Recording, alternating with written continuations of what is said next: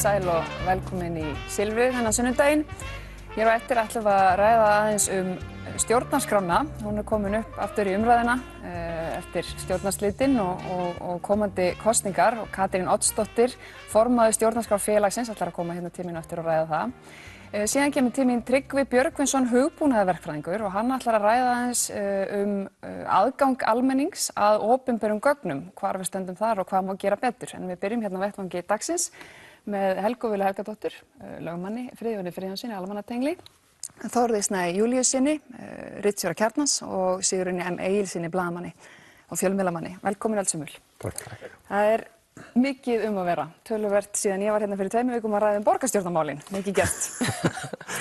Friðjón, byrjum aðeins á þér. Það kom út ný könnun á vegum Félagsvísindastofnunar, nokkrar komið og margar væntanlega eftir að koma í kjölfarið, en þar mælast Vinstri grænir langstærstir og Sjálfstæðisflokkurinn, flokkur sem þú nú starfað töluvert fyrir, minnkar líka töluvert. Hvernig meturðu stöðuna svona hjá þínum flokki? Ég held að, minnum við bara þess hvernig staðan var akkúrat fyrir ári síðan.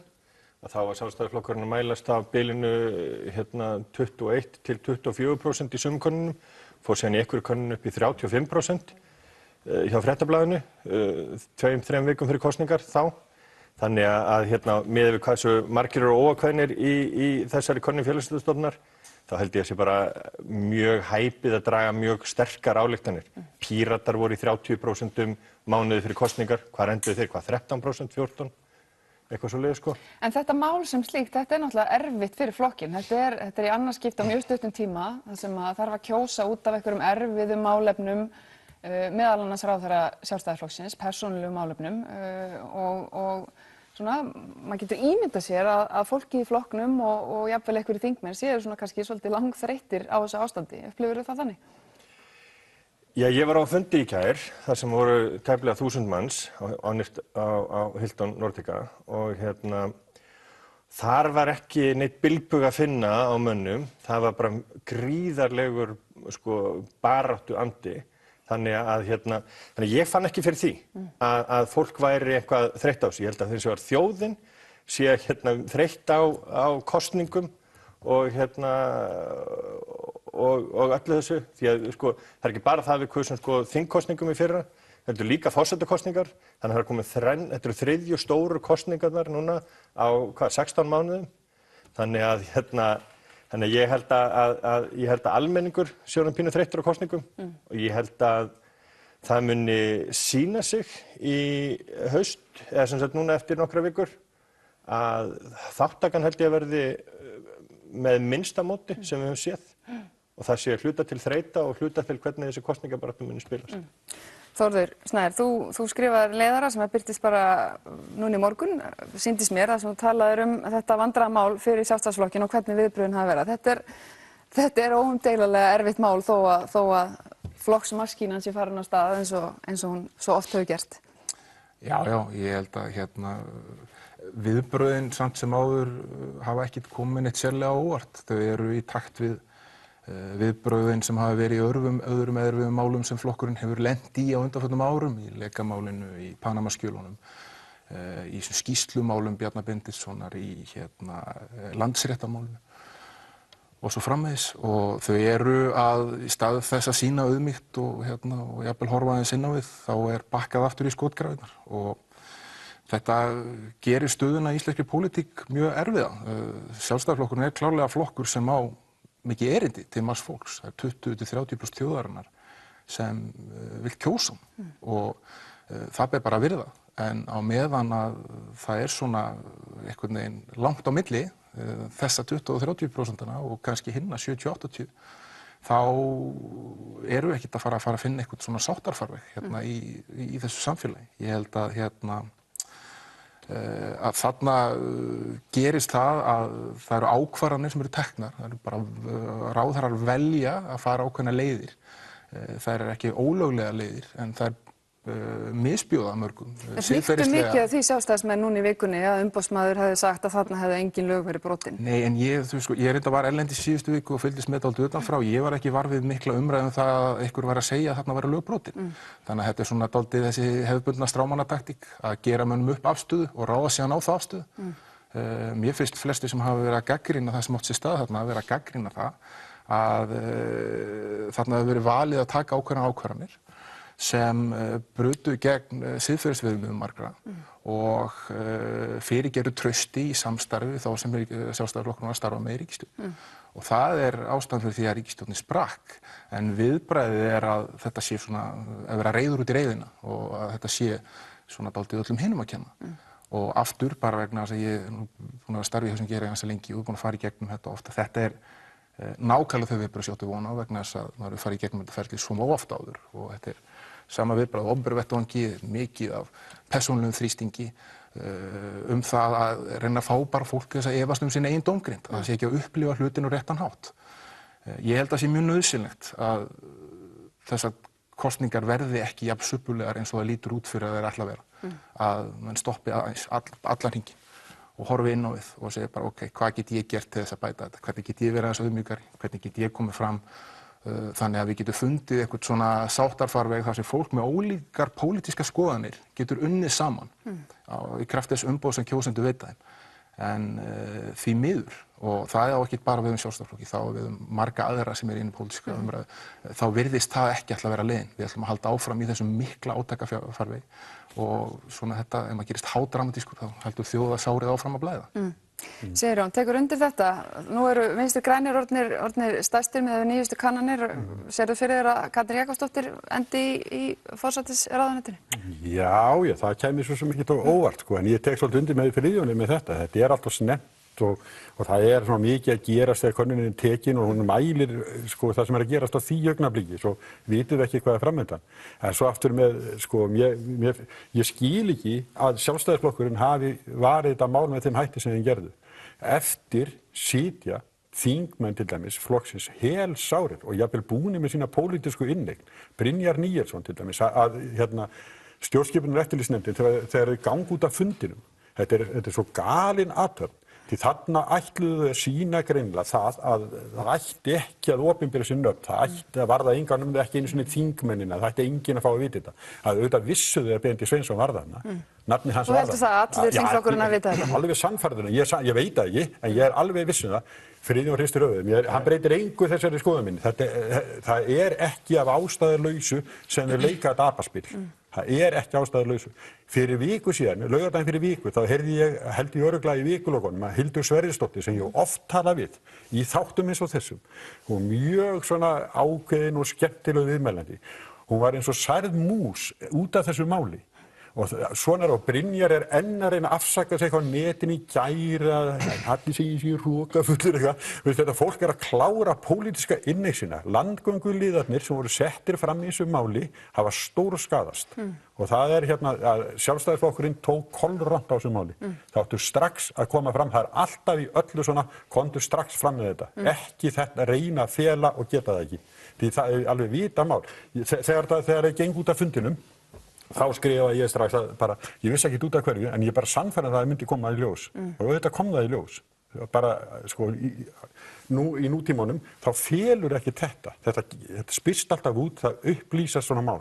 Og þetta Sjálfstæðisflokkurinn að ég hugsa hann þurfa að gjalda eitthvað fyrir þetta í kosningunum og þetta stórskaða fólki sem var allt út af forræði. En erum við ekki einmitt nýbúin að kjósa einmitt þetta? Þú veist, munið þetta ekki vera bara mjög sambarlegt fyrir utan kannski komu ykkur að nýra flokka og fæslum á milli? Nú kom í ljós í gær, á fundinu sem Friðjón var, þá kom í ljós að ríkisstjórnin var dauð. Hún var dauð. Páll Magnússon sagði þar fullum fettum að þingmenn Sjálfstæðisflokksins ætluðu ekki að styðja meginhluta fjárlagafrumvarpsins. Hann bara sagði það og hann fékk klapp fyrir. Og þannig að Benedikt Jóhannesson búinn að leggja fram fjárlagafrumvarp, vitandi, ráðherra Sjálfstæðisflokksins hafa væntanlega sagt já í ríkisstjórn, þingmennin ætla ekkert að styðja þetta, þannig að ríkisstjórnin var dauð. Það sem að Björt Framtíð gerði var bara flýtti bara fyrir dögunum, tók bara öndunarvélinu sambandi. En þetta var í öndunarvél sem var bara tímasprengja. Ef að þingflokkur Sjálfstæðisflokksins, stærsta stjórnarflokksins, ætluðu ekki að styðja fjárlagafrumvarp ríkisstjórnarinnar. Það er ekki að ræða þetta meira. Þetta algjört klúður. Mér langar aðeins áður en svara þessu. Mér langar að beina örstutt til þín. Var þetta ekki einmitt dautt frá upphafi? Stjórnarsáttmálinn kemur þannig út að samstarfsflokkar Sjálfstæðisflokksins fá lítið sem ekkert fyrir sinn snúð og í svona samstarfi og samningum yfir höfuð þá þurfa alltaf báðir aðilar að fá ganga tiltölulega sáttir frá borði til þess að svona lagað gangi upp. Verður þessi lélegi stjórnarsamningur fyrir þessa tvo litlu flokka ekki í rauninni til þess að þráðurum verði mjög stuttur hjá þeim þegar kemur að einhverjum vondum málum hjá Sjálfstæðisflokknum? Ég er nú reyndar ekki sammála því að þetta hafi Viðreisn og Björt Framtíð hafi gefið allt sitt eftir til dæmis og minni bara á átökin í landbúnaðarmálum sem hafa verið nokkuð mikil undanfarið og sitt síns hverjum þar en þannig að þau gangi inn í samning og skrifa undir hann og þau hafðu aðra opsjónir og hefðu getað farið aðra leiðir en þau ákveða að fara inn í þetta samstarf. Ég held hins vegar það sem ég held að hafi slitið þessu samstarfi miklu frekar heldur en allt annað var staða flokkanna í skoðanakönnunum og sú staðreynd að það er að koma sveitarstjórnarkosningar. Þar sem að Björt Framtíð ætlaði sér að halda velli og halda lífi, þar sem að Viðreisn ætlaði að komast inn, sérstaklega höfuðborgarsvæðinu og þeim leist þannig á, og sérstaklega Viðreisn, sérstaklega Bjartri Framtíð, að þau yrðu að gera eitthvað drastískt til þess að eiga möguleika á því að hún Guðlaug í Hafnarfirði kæmist aftur inn og Björn Blöndal í Reykjavík kæmist aftur inn. Ég held að þetta sé svo pólitískt svo pólitísk spekulasjón hjá þeim þetta sé bara sjálfsbjargar viðleitni þessa fólk sem í stjórn Bjartrar Framtíðar miklu frekar heldur en þetta tala trúnaðarbrestinn því að það var engin trúnaðarbrestur hjá þeim til að byrja með. Óttar vissi þetta mánudaginn og sagði ekki neitt fyrir á fimmtudaginn. Síðan kemur og Benedikt vissi þetta líka og segir í upphafi, nei, það var engin trúnaðarbrestur. Svo þegar Þorsteinn Víglundsson og Þorgerður Katrín kom með einhverja mjög frekar ósmekklega statusa á Facebook á föstudeginum, þá skiptir Benedikt gír og segir, jú, það var trúnaðarbrestur og við hefðum hætt í þessu samstarfi ef Björt Framtíð hefði ekki verið á undan. Sem var eins kjánalegt eins og mögulegt verður. Þú ert bara að tala einhver misstegs í áttinu höggstokknum. Já, ég meina þú veist kannski. Það skiptir engu máli. En ég held að þetta sé ekki rétt hjá þér. Ég hlustaði á fundi sem þú varst á. En aðtöða aðeins eitt, hvað Benedikt sagði þegar að hann lagði fram fjárlagafrumvarpið. Þetta mun síðan taka breytingum í meðferðum þingsins. Hann sjálfur breytti skattinum á ferðaþjónustuna og frestaði honum þannig að hann fór út úr fjárlagafrumvarpinu. Helga Vala, ræðum aðeins þessa frjálslyndu miðju sem á mjög erfitt uppdráttar núna. Það er Viðreisn og Björt Framtíð og það er algjörlega ómögulegt að segja til hver örlög þeirra verða. Sama má segja Samfylkinguna, þennan flokk sem eiginlega orðinn landsbyggðarflokkur eftir síðustu kosningar. Hvernig sérðu fyrir þér þetta spilist fyrir þessa flokka? Ég segi nú bara ef að þetta heldur áfram svona, ef að Sjálfstæðisflokkurinn heldur áfram að segja að það gerðist ekkert hér og að smáflokkar séu ekki til viðræðu. Við þurfum ekki að tala við smá flokka sem eru þá allir sem eru undir 20%. Við þurfum ekki að mæta þar sem að rætt verður stjórnarskrána. Hér ríkir mikill baráttuandi og svo fara þeir á Facebook og höggva hvern annan í herðar niður, þá held ég að allir smáflokkarnir geti bara hallað sér aftur og leyft Sjálfstæðisflokknum aðeins að svona grafa sína gröf. Ef maður ætlar að fara út í þessa svona pólitísku leðju. Staðan, ég held að það sé bara alltaf flegi ferð og að því þú nefndir sérstaklega Samfylkinguna þá sýnist mér nú til dæmis Logi vera svona að koma með svolítið svona ferska strauma inn í þessa pólitíka. Hann er svona viðkunnalegur gaur og ég held að það hjálpi þeim flokki mikið. Það hjálpaði Bjarti framtíð, það hefur verið svona sama ég ára að verður óttari. Hann bara að tala svolítið mikið frá hjartanu og ég held að það virki. Ég held að virki svolítið vel núna að koma bara svolítið svona ærlega fram og segja hætti þessu kjaftaði, við þurfum bara að bjarga þessum börnum. Þetta er svo skýrt, þetta er svo einfalt. Við þurfum ekki alltaf að tala í einhverjum löngum lærðum frösum. Þannig að ég held að hann eftir að gera svona svolítið vel fyrir þann flokk sko. En svona varðandi þetta allt saman, mér langar aðeins að tala þetta hvað gerist hérna fyrir viku. Af því að það hefur verið að tala að þetta séu smáflokkar sem að lippast niður þegar á móti blæs og það hefur verið að láta eins og þetta séu einhverja skoðanakannanir sem að valda þessu. Staðan auðvitað sú að dómsmálaráðherra neitar að afhenda þarna ákveðin gögn og við erum með upplýsingalög í landinu sem að segja sko að þetta á að vera opinbert nema sérstaklega viðkvæma persónuupplýsingar sé að ræða, heilbrigðis, sjúkra upplýsingar eða eitthvað svona mjög persónulegt. Og hún heldur því fram að það sé ólöglegt og hún heldur því fram og Bjarni heldur því fram og allir þingmenn Sjálfstæðisflokksins halda því fram að það sé ólöglegt að deila þessum upplýsingum sem að hún svo haldandi það að það sé ólöglegt ákveður að deila með forsætisráðherra. En finnst það allt í lagi að gera það? Þetta varðar ekki ráðuneytið. Þetta varðar ekki eitthvað sem er inn í ráðuneytinu. Hún deilir persónuupplýsingum að hún heldur innan úr einstöku máli inn í ráðuneyti með ráðherra og á auðvitað ekki að gera það ef hún heldur að þetta sé ólöglegt. Hennar innri rökstuðningur heldur ekki? Nei, hann heldur ekki. Það sem gerist svo að þeir sem eru að krefjast þessara gagna reyndar ekki aðstandendur brotaþola þarna heldur fjölmiðill, Ríkisútvarpið, kærir þessa synjun ráðuneytisins. Þannig að það er ekki eins og ráðuneytið hafi skotið þessari synjun sinni til ráðgjafar eins og þau vilja vera að láta, heldur var þetta beinlínis kært og ákvörðunni var bara snúið við. Það er að segja, ráðuneytið var að benda á að þau færu villuvegar, að þau yrðu að afhenda þessi gögn. Þannig að það er 1-0 fyrir almenningi gagnvart ráðuneytinu. Ráðherra þarna fór villuvegar. Við fáum gögnin til okkar.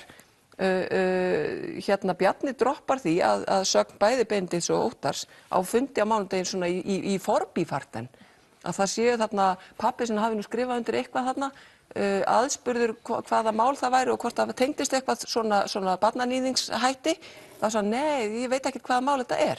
Segja þeir báðir, þeir komu báðir fram í fjölmiðlum og sögðu að þetta hefði verið innihald fundarins. Þannig að það hefði alveg geta verið bara eitthvað minniháttarbrot eða fíkniefnainnflutningur sem er auðvitað allt annars eðlis heldur en það að níðast á litlum stúlkum. Það er auðvitað annað.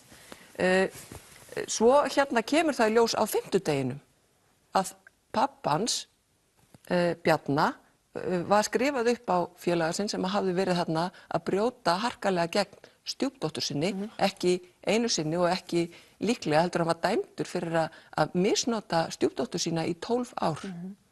Og auðvitað lítur það öðruvísi út. Það gerir það þó að ég mun aldrei fara í þann hóp fólk sem segir að allir sjálfstæðismenn séu barnanýðingar eða allir fylgjendur sjálfstæðisflokksins séu fylgjandi barnanýði. Það er auðvitað bara vitleysa. En þetta lítur samt auðvitað öðruvísi út fyrir samstarfsflokkana.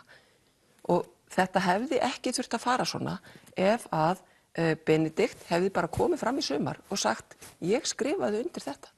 Ég gerði þetta og að því að við erum kjósendur og almenningur svona frekar bara umburðarlyndur hópur fólks, vil ég meina. Og ef að fólk bara játar syndir sínar og yfirsjónir, að þá erum við voða mikið til í það. Þannig að ég held og er alveg bara fullviss það að sko þessi framganga flokksins, þessi leyndarhyggja og þessi mikli hroki sem hefur komið í kjölfarið, þar sem þeir tala bara smáflokka og þeir nenni ekki að verða á viðlits og ýmislegt svona, ég held að þetta virki ekkert sérstaklega vel. En nú hef ég auðvitað aldrei kosið Sjálfstæðisflokkinn, þannig að ég svona kannski mitt blóð rennur ekki alveg eins og þeirra sem að svona fíla þennan sterka reiða kall, sko. En er þetta ekki alveg rétt? Sko, er þetta ekki eitthvað sem að Sjálfstæðisflokkurinn ætti einmitt að læra af að borga sig bara að koma með svona óþægileg mál út strax? Nú ert þú almannatengill og hlýtur að ráðleggja einhverjum skjólstæðinga þinna þetta iðulega. Jú, ég meina, PR-lega séð, algjörlega, að málið hefði þróast allt öðruvísi ef að aðrar ákvarðanir hefðu verið teknar, að sjálfsögðu. Ef að Benedikt hefði stigið fram þarna í júní eða júlí, auðvitað hefði þetta þróast allt öðruvísi, að sjálfsögðu. Eins og alltaf. Það þarf ekkert að efast um það. Við erum með Panama, við erum með Hönnubirnu, við erum með þetta allt í fanginu á ykkur. Mér finnst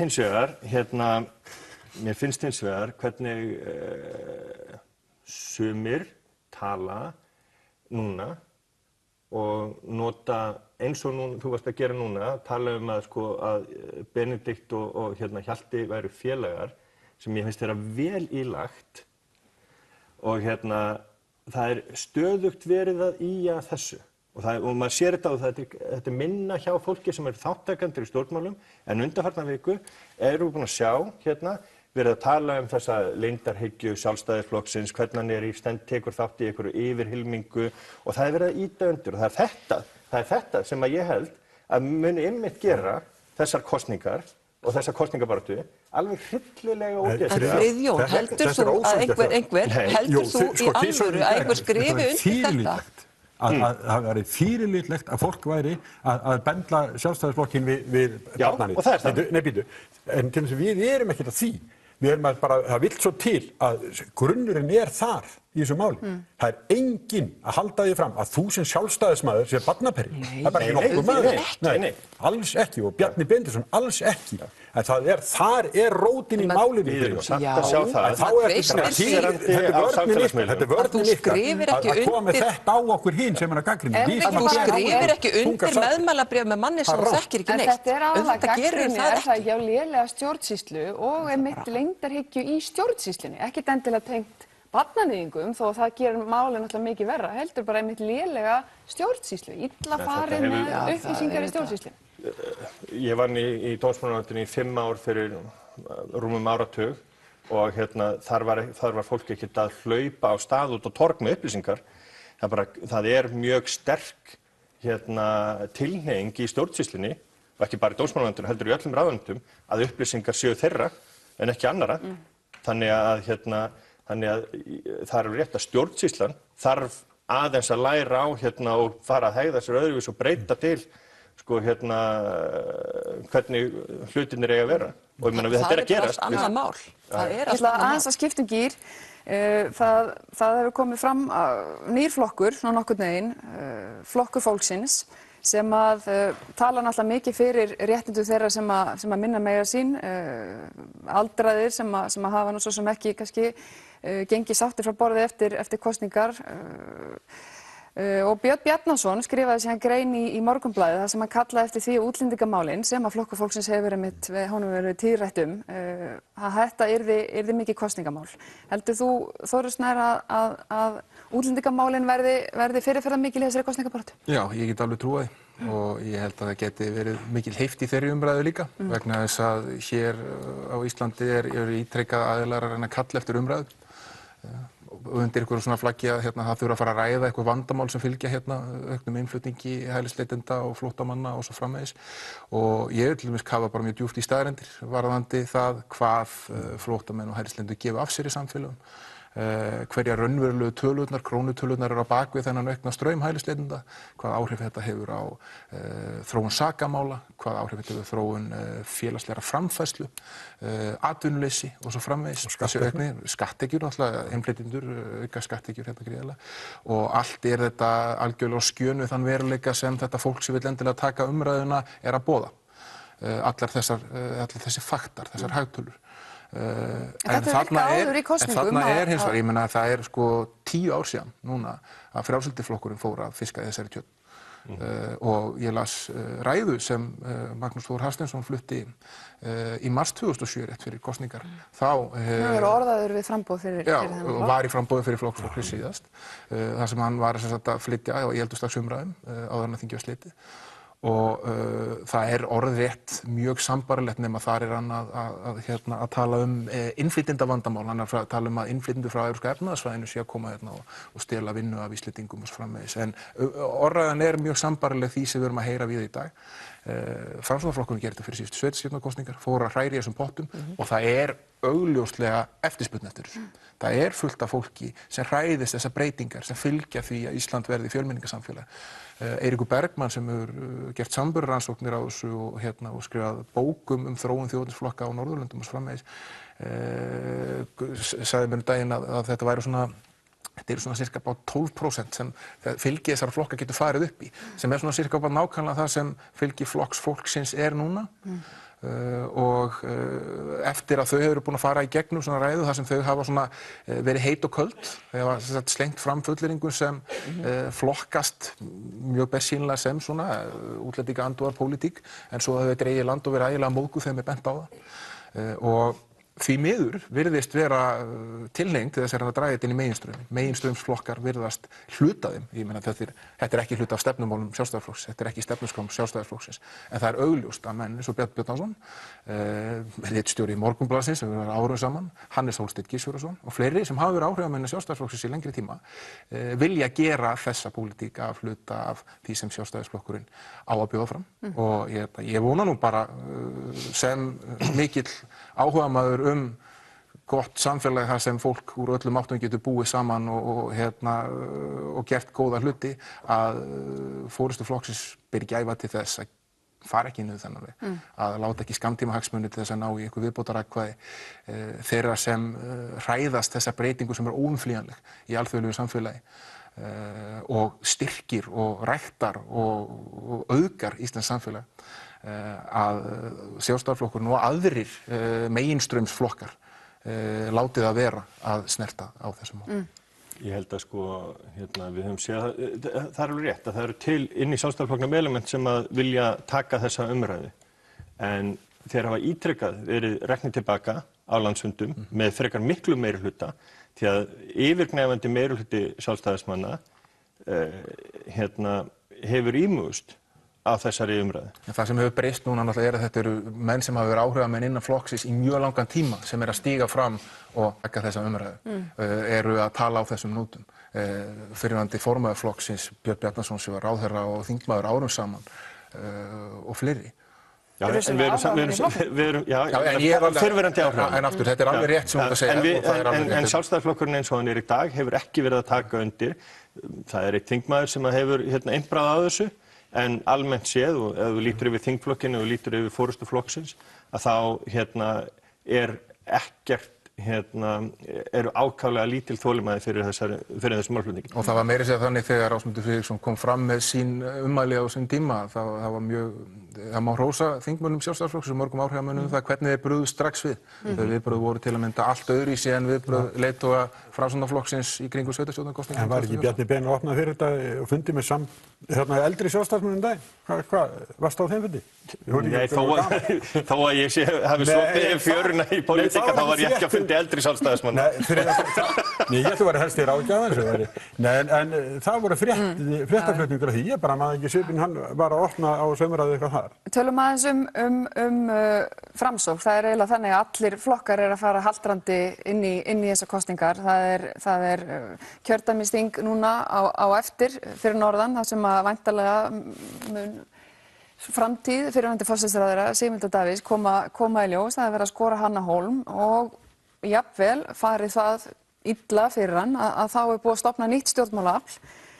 Samvinnuflokkinn, Björn Ingi Hrafnsson, fyrrverandi fjölmiðlamaður, kom fram með þetta í gær og segist búast við því að mikið af fólki komi til lands og vilji bjóða sér fram þarna og það muni jafnvel einhver nöfn sem koma óvart vera þar á meðal.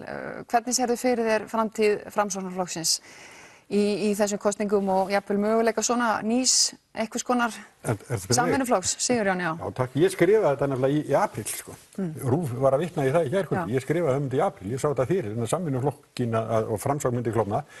Og ég, sko, Framsókn rúmar ekki alla sem inni í honum núna. Ég held að sé alveg augljóst. Sko. Það það langt á milli Sigurðar Inga og hans fólks og Sigmundar Davíðs og hans fólks. Það ekki pláss fyrir hvoru tveggja. Þannig að eitthvað verður að gerast. Það langt á milli málefnilega, það langt á milli persónulega? Nei, bara stærða mannana inn í flokknum.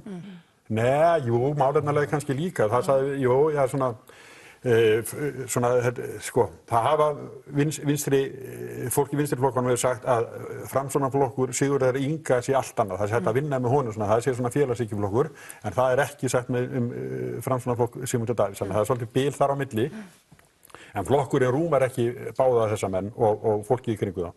Þannig að það sem gerist í gær í Norðvesturkjördæmi, að Ásmundur Einar Daðason er dreginn sem sagt á móti Gunnari Braga og þeir draga þeir ætla að velja tvöföldu kjördæmisþingi 8. október, bara skömm áður en framboðsfrestur rennur út. Þannig að Gunnar Bragi á mjög erfitt að fara áður en að ræðst í hvað sæti hann verður til þess yfir í innan samvinnuflokk og það getur vel verið farið þannig með Sigmund Davíð líka í dag að þeir geymi ákvörðuna, tvöfald kjördæmisþing bara skömmi fyrir framboðsfresti og þá á hann mjög lítið svigrúm. Þannig að ég held að og það er alveg sama, hvernig þú stokkar spilinu á Framsókn, þú fær alltaf upp bara laufatist. Ég held að þetta sé bara alveg sama hvað það gerir. Þeir eru bara alveg í... Við höfum hort á þetta, við sáum þetta líka með Halldór Ásgrímsson á sínum tíma. Að þar varð bara svona tveir flokkar þar sem að hrúga fólki fór út og einhverjir urðu eftir.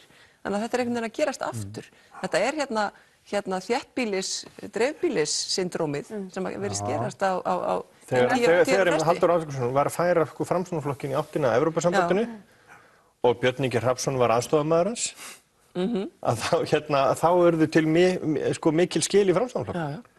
Á þinginu sem Sigmundur Davíð var kjörinn formaður fyrst, 2009, þá var líka samþykkt að sækja aðild að Evrópusambandinu. Allt þetta fólk, Gunnar Bragi, Vigdís Hauksdóttir, Sigmundur Davíð, allt þetta fólk sem best harðast gegn Evrópusambandinu, samþykkt í 2009 að stefnu Framsóknarflokkurinn sækja aðild. Það var allavega að þingi það sem að meirihlutinn samþykkti. Ég ætla ekki að gefa mér það að Vigdís og Kó hafi endilega greitt atkvæði með Evrópusambandinu.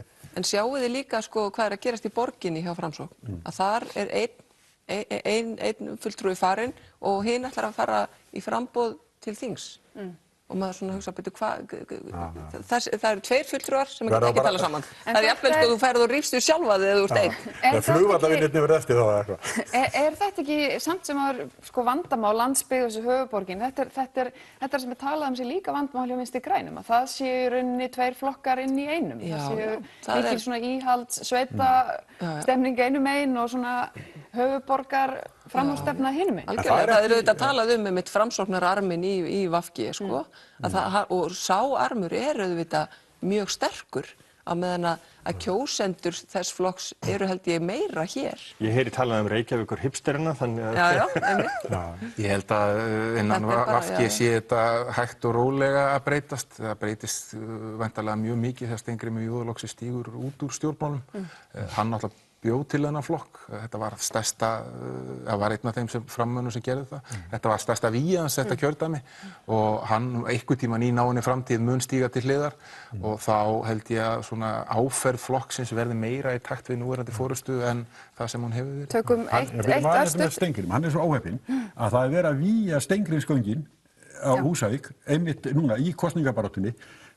Jarðgöng sem við erum að gefa fyrir fyrirtæki upp á 4 milljarða sem ætlar að brenna kol. Í kolabrennslu erum við búin að borga 4 milljarða í jarðgöng og þetta kemur í kosningabaráttunni og þessi eru Vinstri græn. Tökum örstutt Píratana áður en við erum að falla tíma. Það Birgitta hættir og Helgi Hrafn kemur inn. Er þetta gæfuspor fyrir Pírata? Heldur þetta muni hækka hjá þeim fylgið? Ég held að þetta muni allan að gera það verkum að það muni auka líkur Pírata geta starfað í ríkisstjórn. Ég heyri það bara einfallega af fólki allstaðar að úr flokkum að þeir eru mjög hrifnir af Helga Hrafni persónulega og ekki jafn mikið af Birgittu. Finnst hún meira ólíkindatól og þannig að ég held að innkoma Helga Hrafns muni auka líkur Pírata að geta starfað í ríkisstjórn en ég held að hins vegar hvort að sá valmöguleiki verða á borðinu fari algjörlega eftir því hvernig verður talið upp úr kössunum í lok október. Píratarnir eru að sækja held ég rosalega mikið fylgi inn á þessa frjálslyndu miðju. Þetta eru 4 flokkar þar að fiska og það dreifist einhvern veginn á þá 4 og svo verður bara að koma í ljós hver þeirra stendur uppi með kannski svona pálmann í höndunum og möguleikana að verða einhvers konar brú á milli þeirra afla sem getur verið svona drifkraftarnir í ríkisstjórn eftir. En verður Birgitta ekki bara ráðherraefni í staðinn? Ég held að þetta snúist bara frambjóðendur. Ég held að þetta snúist það hvernig verður stillt upp. Ég held að snúist líka bara rosalega mikið það hvernig fólk, hvort að fólk upplifi að frambjóðendur sé bara heiðarlegir. Já, ég held það líka. Það er komið nóg að einhverjum fólki sem alltaf að segja þér hvernig hlutirnir að vera, segja þér að þú sért líklega eitthvað klikkaður og þú upplifir á einhvern annan hátt en þeir vilja að þú upplifir á. Þessi valdhroki og þetta er bara orðið, þetta er orðið ömurlegt, þetta er ömurlegur fylgifiskur íslenska pólitíkur og við erum bara að hætta þessu. Vonbrigði þjóðanna með pólitíkin alveg yfirgnæfandi. Komst ekki lengra með þetta sinni, takk öll kærlega fyrir komuna. Katrín Oddsdóttir, formaður Stjórnarskrárfélagsins, sest hérna hjá mér eftir örskamma stund.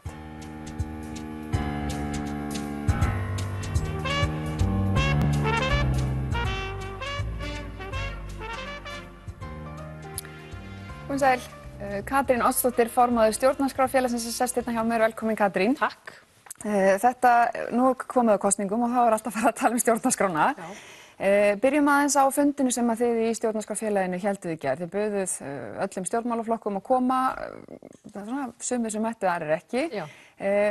Hvernig fór þessi fundur? Hann var bara áhugaverður, það var mikið af fólki, svolítið hiti í honum og það voru þarna fulltrúar allra flokka nema Flokks fólksins, Sjálfstæðisflokks og Framsóknarflokks. Við fengum reynda svar frá Framsóknarflokknum að þeirra fólk væri allt einhvers staðar í kjördæmunum sínum sem eru þá utan Reykjavíkur greinilega og þau gætu ekki mannað en við fengum ekki svar frá Sjálfstæðisflokknum og ekki frá hinum flokknum, Flokki fólksins. En þetta voru samt mjög áhugaverðar umræður. Það sem að fólk kannski dálítið svona spennt yfir núna er þetta sögulega tækifæri á því hvort að hægt sé að breyta því hvernig við breytum stjórnarskránni fyrir þessar kosningar. Sem því það að í staðinn fyrir að það verði þing og kosningar svo aftur þing, þá er þetta að gera þing ákveðu stjórnarskrá og fólki fara að greina það atkvæði já eða nei bindandi.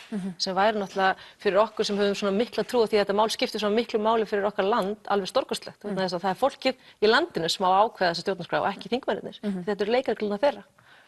En af hverju, hvað er það sem að fær þig og aðra til þess að einhvern veginn líta svo á að þetta sé eitt af því mikilvægasta sem er í gangi núna?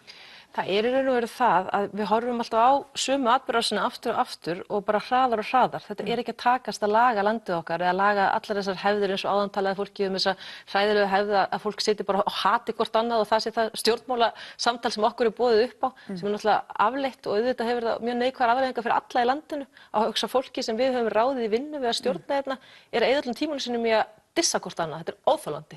Þannig að til þess, og ástæðan held ég sé svo, að þetta er svolítið svona í brennandi húsi, þú veist, og það er bara hitinn hækkar og hækkar, þú veist bara, hvaða gólfefni hefur að velja? Þú veist, hvernig ef við taka sænskan náttúrukork, ef við hafa eikarparkett, þetta er svolítið þessi pæling. En hvernig getur stjórnarskráin lagað þetta? Sko, stjórnarskráin eru grunnlögin í landinu. Til dæmis, ef við fengjum stjórnarskrána algjörlega eins og stjórnlagaþing ráðlagði til árið 2011, þá væri bara skýrt það kveðið að náttúruauðlindirnar væru í eigu fólksins í landinu. Ef við fengjum þá breytingu að fólki í landinu nyti góðs af þessum gríðarlega auð sem náttúruauðlindirnar okkar eru að skapa en ekki örfáir útvaldir, þá myndum við hafa peninga til þess að gera öll þessi kosningaloforð í alvörunni. Núna þegar fólk segir útrýmum fátækt, fárlega nett að segja það, útrýmum fátækt, er einhver á móti því? Er einhver sem segir nei, við höldum fátækt? Enginn. En ástæðan fyrir því að við trúum því kannski ekki að þetta takist með varanlegum hætti sú að ef þú breytir ekki kerfinu sem liggur undir öllum þessum fagru loforðum, þá breytist þetta ekki til langframa. Þá kemur bara aftur einhver annar næst og breytir þessu tilbaka. Og það sem kannski ég held að flestir svona venjulegir kjósendur eru orðin svo ótrúlega þreyttir á, er þetta tosir í fram og tilbaka án þess að við fáum bara nýtt almennilegt Ísland. Þetta er hluti af sjálfstæðisbaráttunni okkar að við fáum okkar eigin stjórnarskrá. Þetta er gömul dönsk konungsríkis stjórnarskrá sem við erum með sem átti aldrei að vera til lengri tíma og við erum búin að búa til fallegast og lýðræðislega ferli allra tíma í öllum heiminum utanum þetta og við þurfum bara að klára þetta. Þess vegna er svo mikilvægt núna að þessi flokkar sem að hafa meirihluta á þinginu standi saman og standi í lappirnar og breyti þó minnsta kosti þessu til þess að það sé einhver fyrirsjáanlegur möguleiki á að koma þessu aftur til fólksins og klára málið. En hvernig fór þetta, nú mættu Sjálfstæðisflokkurinn mætti ekki og Framsókn mætti ekki, hinir flokkarnir mættu, hvernig var þeirra afstaða til þessara hugmyndum að breyta þessu ákvæði núna fyrir kosningar? Sko, maður skiljaði mjög jákvæða afstöðu hjá Viðreisn, hjá Bjartri framtíð, hjá Samfylkingunni og sjálfsög hjá Pírötum sem hafa nú lagt kannski þessa tillögu til. Vinstri græn virtust vera óákveðin og svona fremur neikvæðarinn í bjóst við það að fara þessa leið með hinum flokkunum.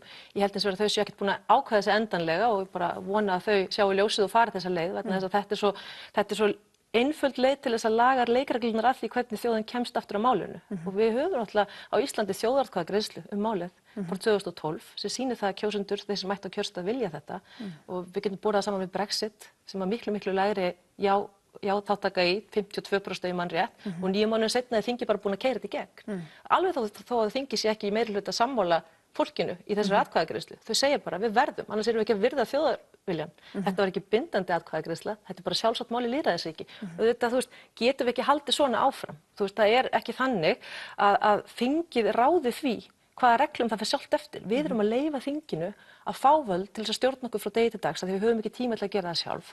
En það verður auðvitað að vera eftir reglum sem við ákveðum. Því þetta er ákveðið frelsi sem við erum að skerða, okkar eigi frelsi bara til að ráða því hvað við gerum. Við segjum já, við skulum fara til lögum sem þið setjið. En þið verður þá líka að lúta þeim reglum sem við setjum utan það hvernig þið megi starfa, grunnlög. En sko, þetta sumir hafa talað og kannski sérstaklega löglærðir að þarna muni strax í kjölfarið koma upp töluverð svona réttar óvissa.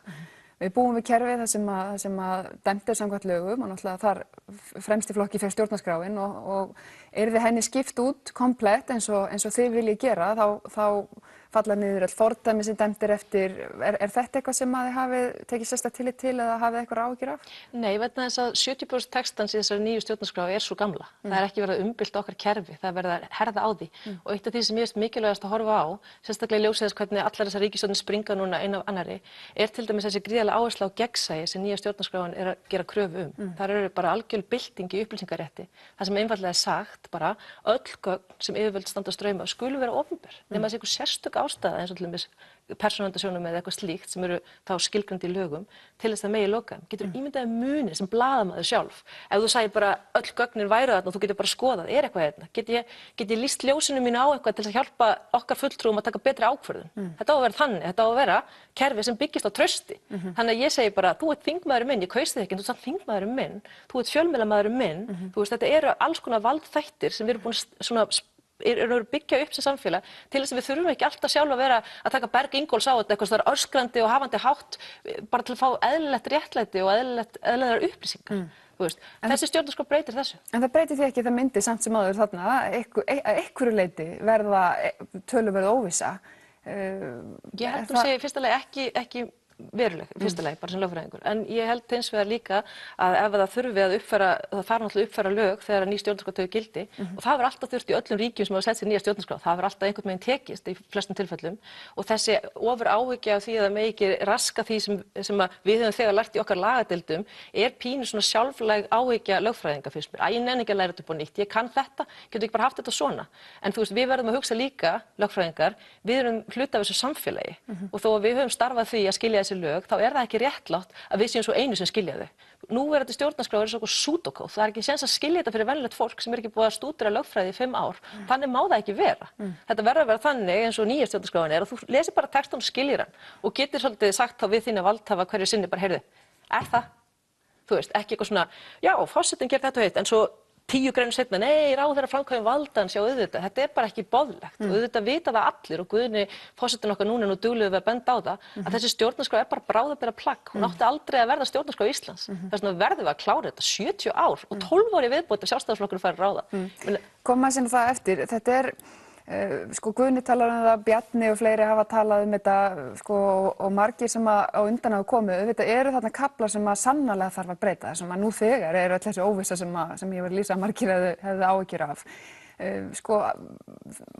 Einmitt, margir hafa áhyggjur eða velta því upp, nauðsynlegt einmitt að gera þetta svona komplett að öllu leyti, ekki til dæmis mannréttindakaflinn fínn eins og hann af hverju þarf að taka allt út og koma með eitthvað nýtt. Ekki hægt að vinna með það sem við nú þegar höfum og komast að einhverju niðurstöðu frekar það? Núverandi mannréttindakafli í stjórnarskráni er besti kaflinn í henni. Hann var náttúrulega uppfærður 1995 í takt við mannréttindasáttmála Evrópu og er alveg eins og þú bendir á kannski skástur hlutin af henni. Hann er frekar skýr. En það er hins vegar þannig að við sem bara þjóð höfum undirgengist ýmsar svona mannréttindalega skuldbindingar gagnvart öðrum þjóðum síðan hann var gerður sem hann endurspeglar ekki. Og eins og aftur á grundvelli sömu raka og ég rakti áðan að fólki þarf að skilja hvaða lög eru í gildi og hvaða rétt það hefur. Þá þarf að uppfæra þann kafla að mínu mati. Það er líka í þeim kafla eru náttúrulega ákvæði náttúruauðlindirnar náttúruauðlindirnar og ákvæðum náttúruvernd sem ég held að Ísland tarnist gríðarlega líka, sérstaklega í ljósi núna nýjustu sveiflunnar sem túrismi og bara stoppum í smá stund og hugsa ok, ef þetta skapar óvissu, þessi nýja stjórnarskrá sem hefur þegar verið greitt atkvæði erum við þá að gefa okkur það að núverandi stjórnarskrá sé eitthvað vissa? Vegna þess að þú veist, þangað til árið 2004 þá töldu allir að málskotsréttur forseta var ekki einu sinni til. Þannig að þú veist, vissan engin í núverandi stjórnarskrá. Við verðum að muna það að við erum með eitthvað ólíkinda plagg í höndunum sem byggir á allt annarri stjórnskipun og allt öðrum raunveruleika heldur en við búum við. Þannig að af hverju ættum við að sætta okkur við það, öll hinn lögin byggja á þessu plaggi. Það er bara svo arfa heimskulegt. Og varðandi það að taka þetta í einhverjum áföngum, þá vitum við það alveg að vindar blása með pólitískum hætti milli kosninga. Hvað ef að hægri stjórn tæki fyrsta áfangan og svo kemur vinstri stjórn tæki næsta áfangan? Það verður fullkomið ósamræmi milli þessara tveggja áfanga. Hvernig óskupun megum að fá eitthvað heildstætt gagn út úr þessu sem í raun og veru harmoniserar við eitthvað framtíðarsýn fólksins í landinu? Þú veist, þá verður þetta bara aftur bitbein stjórnmálaaflanna hverju sinni og það er það sem við viljum ekki. En sko nú tölum við þessa hugmynd Bjarna Benediktssonar. Flestir tóku nú nokkuð vel í hana af flokkunum fyrir utan alltaf Pírata eins og þú nefndir áðan. Katrín Jakobsdóttir formaður Vinstri grænna tók mjög vel í þetta, aðrir voru jákvæðir en ekki endilega tilbúin að segja af eða á. Sko það er alveg ljóst að þetta umdeilt mál. Af hverju það vond hugmynd að taka einmitt 3 kjörtímabil í þetta og einmitt það reyna að sætta þessi sjónarmið? Væri það ekki vond hugmynd einmitt að gera þetta svona það sem að helmingurinn kannski eða meira af þjóðinni bullandi ósátt við hvernig staðið að þessu? Sko fyrstulega benda skoðanakannanir til þess að helmingurinn sé alls ekki bullandi ósáttu við það. Það einhver orðræða sem þeir sem eru andstæðingar þessa skjals að koma af stað. Hún röng. Vegna þess að síðast í janúar gerð skoðanakönnun og það kom í ljós að 2/3 þjóðarinnar vildu að málið yrði klárað á þessu kjörtímabili. Töldu það mikilvægt. Þannig að þessi tala 2/3 þjóðarinnar vilji þetta ekkert að breytast eitt og hún ekkert að fara hvergi. Kannski hækkar honum einhver, en sko það að Sjálfstæðisflokkurinn eigi að fá svona allt í hann að koma, mér finnst þetta svolítið eins og við séum fjölskylda og pabbi sé alltaf að tala fara í Disneyland og svo sé bara eitthvað, kannski kaupi ég flugmiða og við séum bara eitthvað, yey, þetta bara fyrirsláttur. Sjálfstæðisflokkurinn ætlar ekki að breyta þessari stjórnarskrá á meðan hann hefur völd í þeim anda sem að nýja stjórnarskráin krefur á Sjálfstæðisflokkurinn fullur af alls konar fólki með alls konar skoðanir og örugglega mörgu þeirra mjög góðu sem og kjósendum hefur ekki þessa nálgun eða þessa forgangsröðun. Það bara ekki satt. Þannig að það að tala með eitthvað 12 ára plan og maður er rosalega þakklátur fyrir það að þau skuli bara einu sinni nefna þetta bara furðulegt. Eftir hrun þá samþykktu allir 63 þingmennirnir að það yrði að breyta stjórnarskránni. Það ekkert nýtt að Sjálfstæðisflokkurinn segi það á hátíðisdögum að hann vilji breyta stjórnarskránni. Hann hefur haft 8 mánuði núna til að gera eitthvað í málinu og hann hefur ekki eins og skipað nefndina sem kveðið á í stjórnarsáttmálanum. Þetta bara ekki satt. Eða mér finnst þetta ekki trúverðugt. Hefði flokkurinn á öllu þessu valdatíð sem hann hefur haft áhuga á málinu í alvörunni, þá hafði hann komið því í gegn. Þannig sé ég það, vegna þess að hann hefur alltaf verið í gríðarlega sterkri stöðu þegar hann hefur verið í meirihluta. Og það verðum við að horfa á, við verðum að láta verkin tala. Ég get sagt alls konar fallit hérna það, ég ætla að fara í ræktina á morgun og eitthvað þannig, en ef ég geri það ekki, þá það bara ekki neins virði. Hvernig, svona rétt í lokin, hvernig sérðu fyrir þér að þetta spilist núna? Þau viljið að þessu breytingarákvæði verði breytt núna fyrir kosningar og svo hvað? Og svo myndum við óska þess að það yrði afturfarið í þetta stóra samtal við fólki í landinu, að það yrði kynningafundur hvað stendur í þessari nýju stjórnarskrá, hvað stendur í þessari gömlu og hvernig við getum tóka málin áfram. Og svo svo fallegt að árið 2018 akkúrat 100 ára fullveldisafmæli Íslands og þá ættum við bara að lögfesta þessa nýju stjórnarskrá. Og hvernig gengur það fyrir sig á þinginu? Ef það tekst að ná þessu breytingarákvæði í gegn, þá myndi þingið hafa þarna tíma til þess að kynna þetta aftur og kalla og sjá hvort það eitthvað sem þurfa að fínpússa. Þingið var komið með skjal sem var með breytingum frá stjórnlagaráði en það var þó þannig að það var búið að fara þinglega meðferð árið 2013. Þau gætu til dæmis tekið það upp þess að frá var horfið því það er búið að vinna í því og kynnt það og gert þetta svolítið með sóma því þetta ekki eitthvað sem mér finnst rétt að við séum að rífast svona mikið Við eigum að taka þetta svolítið svona the higher moral ground fyrir ekki að ég tala á ensku en að leggja eins til hliðar þessa flokkapólitík sem eitthvað með svo eitruð fyrir Ísland á svo mörgum stundum og taka bara, stundum það maður líka bara sleppa tökunum og segja bara, heyrðu, við þurfum þetta. Sorry, ég veit að ég í þessum flokki og ég veit að við erum búin að, draga lappirnar en nú gerum við þetta bara. Og 12 ár, ég á stelpu sem 4 ára, hún var að byrja í menntaskóla þegar Bjarni ætlar að klára þetta og þetta bara ekki raunhæft. Hefurðu raunverulega trú á því að þetta muni gerast núna fyrir 28. október? Já, ég trúi því að þau geti náð saman. Þau þurfa örugglega að hittast og hreinsa loftið og vera svolítið góðu hvort annað, en ég held þau geti það. Ég held meira þess að mögulegt sé að Framsóknarflokkurinn kemur með þessa vegferð. Þetta risamál fyrir alla í landinu. Katrín Ásdóttir, takk kærlega fyrir komuna. Takk. Tryggvi Björgvinsson sest hjá mér hérna eftir örskamma stund.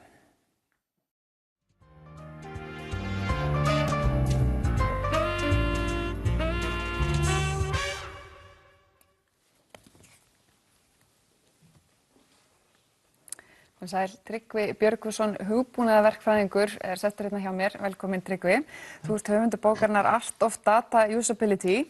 Það sem að sprengdi núna ríkisstjórnina núna nýlega, og ætlum svo sem ekki að fara beint í pólitíkina, var svona í grunninn snerist aðgang fjölmiðla og þannig almennings að opinberum upplýsingum. Og þetta svona mál sem að ætti samkvæmt upplýsingalögum sem við höfum að vera tiltölulega einfalt, en það bara í grunninn alls ekki. Þú sem svona erfitt að þýða þetta, datasérfræðingur, hvar stöndum við íslenskt samfélag í alþjóðlegum samanburði þegar kemur að svona aðgangi almennings og opinberum gögnum? Við stöndum okkur alveg ágætlega. Það eru gerðar nokkrar mælingar á aðgengi að gögnum. Tvær sem að snúa því hvað við erum að gera aðgengilegt og hvort það sé aðgengilegt, og síðan annað sem hvernig við erum að gera það aðgengilegt, sem þá meira tæknilegt. En þessar tvær sem að vinna því hvað við erum að gera aðgengilegt og hvort það sé aðgengilegt með þeim hætti sem fólk vill, að þær setja okkur í svona 30. sæti cirka af 110, 14. Og það rauninni mikið af því sem við erum með og erum að veita aðgang að, það alveg aðgengilegt. En það eru ákveðnir partar sem að draga okkur niður, og það hefur verið Web Foundation sem stjórnað af Tim Berners-Lee sem fann upp Veraldarvefinn. Þeir gera þessa Open Data Barometer könnun, og í 2016 niðurstöðunum kom fram að norrænu ríkin hafa öll svolítið svona misstampin, því að þau voru leiðtogar í opnun gagna, en þau eru öll að detta niður núna. Við vorum í 22. sæti, en nú erum komin í 37. Og hvað það sem að, við erum í 30. eitthvað sæti segiru, hvað það sem að dreifur okkur niður? Hvað þessar þjóðir sem að standa okkur framar í þessu að gera öðruvísi en við? Það sem að hefur eiginlega verið vandamálið að það erfitt að setja hendurnar á það, pinpointa nákvæmlega hvað það er, en það sem dregur okkur mikið niður að við erum ekki að veita þær upplýsingar sem að kannanirnar eru að skoða, að rannsaka. Hlutir sem við veitum aðgangi gegnum einhvers konar hindranir, þannig að þú verður að nota leitarvél til þess að ná fram gögnunum, frekar heldur en bara segja hérna eru gögnin, og það sem þessar kannanir eru að rannsaka hvort að gögnin séu aðgengileg öllum án hindrana. Og það sem hefur dreifð okkur niður til dæmis eins og fyrirtækjaskrá, við fáum mjög lélega útreið í könnunum á henni. Það kostar náttúrulega, það ekki? Já, það leitarvél sem þú getur notað, en þetta allt, það eru hindranir fyrir því að nota fyrirtækjaskrána. Landeignarskrá, við getum dreifð niður fyrir hana. Það er raunin bara því að það vantar inn í gögnin verðmæti eignanna. Við höfum dregið niður fyrir kosningar, af því að það sagt við höfum að sýna fram á niðurstöður út frá kjörstöðum en ekki kjördæmum. Þannig að við höfum dregið niður fyrir þetta, og ef við sýnum ekki til dæmis gögn niður á kjörstaði, þá fáum við bara 0 fyrir þessi gögn. Þannig að við erum með fullt af gögnum sem við erum að birta, en við kannski gerum það ekki í þeim eins nákvæmlega og fólk vill fá það. Og hvað það, þetta þá bara rauninni tæknilegs eðlis, úrvinnsla þessara gagna og framsetningin sem þarf að laga til þess að við í rauninni stöndum okkur betur? Það tæknilega ætti þetta ekki að vera neitt eitthvað rosalegt vandamál. Þetta rauninni bara að taka gögn og birta þau. Stundum getum við ekki gert það, eins og ef við tökum kjördæmin, við getum kannski ekki sýnt niðurstöðu kjörstaða nákvæmlega bara yfir hvernig ferlið okkar Fyrirtækjaskrár aftur á móti eitthvað sem við erum bara með, við erum búin að setja upp sem leitavél. Það er svolítið hugarfars. Og þá þyrfti í rauninni að vera bara listi í staðan fyrir einmitt þessa leitavél? Já, þú getur bara downloadað öllum upplýsingunum. þetta er pínklítil hugarfarsbreyting því að við erum svolítið, tilhneigingin er svo að við reynum að matreiða upplýsingarnar ofan í fólk í staðinn fyrir að gefa þeim bara gögnin. Þannig að ef við tökum bara sem sagt Hafnarfjarðarbær sýnir reikningana sína, sem þau eru með svona opna reikninga eða opin fjármál. Það eru bara einhver svona myndrit sem maður getur verið að skoða. Það segir mér mjög lítið hvað er að gerast. Reykjavíkurborg hefur tekið skrefin lengra þannig að þeir sýna myndrit og sýna það aðgengilegt, en þau leyfa mér að ná í gögnin. En það er búið að flokka þau, þannig að þau eru upplýsingum sem er búið að gera eitthvað við. Nú nýlega var verið að opna reikningar.is sem eru þá allir reikningar sem að ríkið er að greiða. Núna er það bara ráðuneytin, en þá getur maður að sjá hvað er verið að borga og eins og ég skemmti mig mjög vel í þessu. Það var utanríkisráðuneytið borgaði í ágúst 1,5 milljón til hreyfils í leigubílaekstur. Það finnst mér áhugavert, en ef það er búið að flokka fyrir mig þá er þetta bara eitthvað samgöngur og ég veit ekkert hvað það er. Þannig að við erum svolítið í því að sýna lítið en ekki allt. Þú talar hugarfarsbreytingu, er þetta eitthvað bara hefðir sem við þurfum að breyta? Það er eins og talar áðan, Norðurlöndin hafa haft þessa hefð að vera með töluvert gagnsæi. Er þetta eitthvað sem að þarf að bara svona, bara núllstilla alla stjórnsýsluna í þessu eða hvernig sérðu fyrir þér að sé hægt að breyta þessu? Þarf að vera eitthvað stjórnvald sem að sér þetta eða? Við erum búin að setja undirlagið fyrir allt þetta sem að þarf. Það er upplýsingalögin, 30. grein, þar segir að allar upplýsingar sem opinberir aðilar birta eru aðgengilegar öllum, óháð hindrunum í rauninni, svo framlega sem brýtur ekki lög.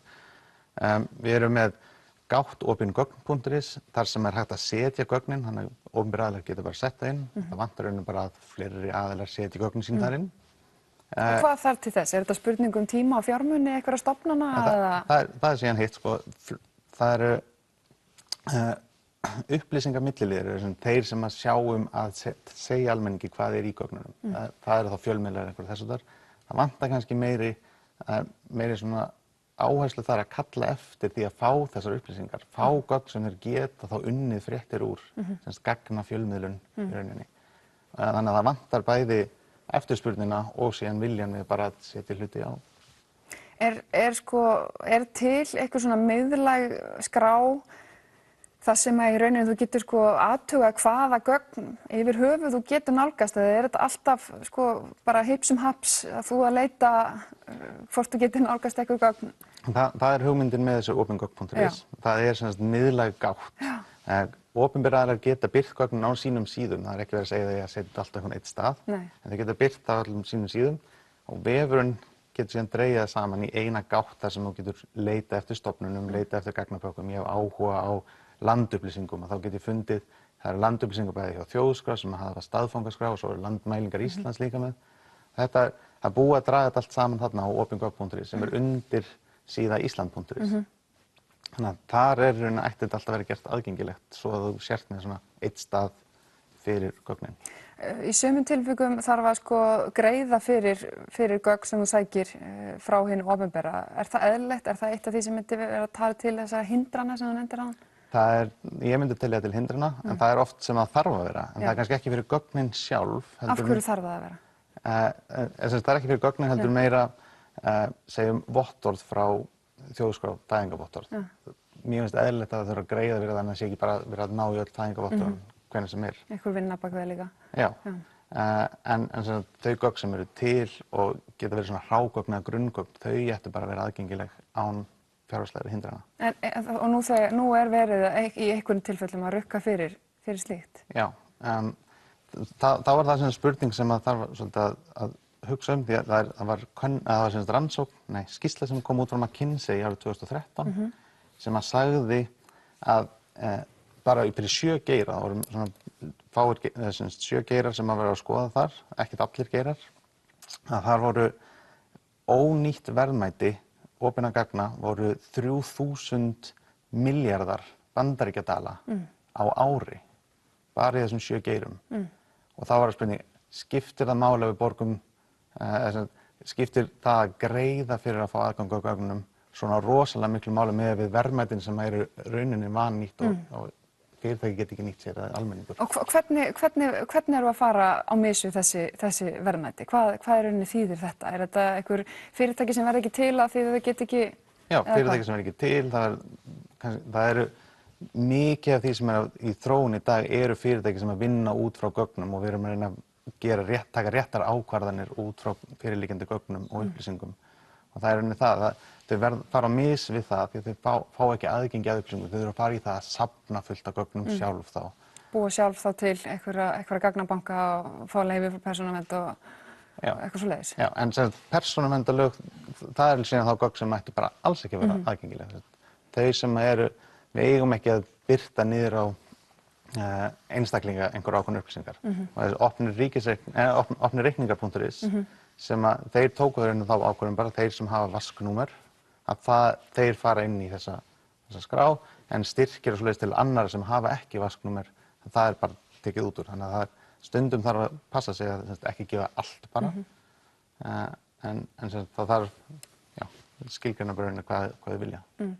Erum við í grunninn, svo dragið þetta saman svona í endan, við erum í 30. sæti, skynjar þau svona í kerfinu finnst þér þetta vera að breytast? Þau svona tækni breytist svo hrætt, er vilji fyrir það innan stjórnkerfisins að gera betur og erum við á leiðinni rétt átt í þessum málum? Já, ég er alveg á því. Ráðuneytin hafa unnið stað á bakvið þetta og vilja þetta. Lögin, upplýsingalögin, þau eru ekki alveg fullkomin en þau samt sína fram að þennan vilja við viljum að almenningur geti notað opinberar upplýsingar. Mér finnst vanta það sem ég sagði, fjölmiðlar svolítið kalli eftir þessu og að stofnanir bara geri þetta. Það eru nokkrar stofnanir, Landmælingar og aðrir sem hafa bara tekið frumkvæði og gert þetta en það vantar svolítið að hinir komi líka. Takk kærlega fyrir komin, Tryggvi Björgvinsson. Við höfum ekki lengra sinni, sjáumst á næsta sunnudag. Verið sæl.